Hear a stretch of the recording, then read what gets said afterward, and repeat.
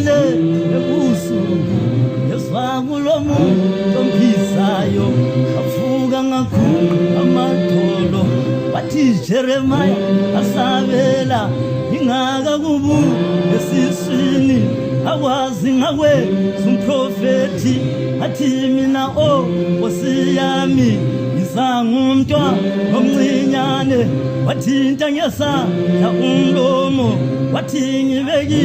azwi ami awokutshala lokuchitha khuluma nami Jeremiah alingwa ngombono womhlaba wathi ubonani Jeremiah athi ngibona ikhazi libilayo asenyaka yamazulu wathi siqaleki sosomhlaba sisakuve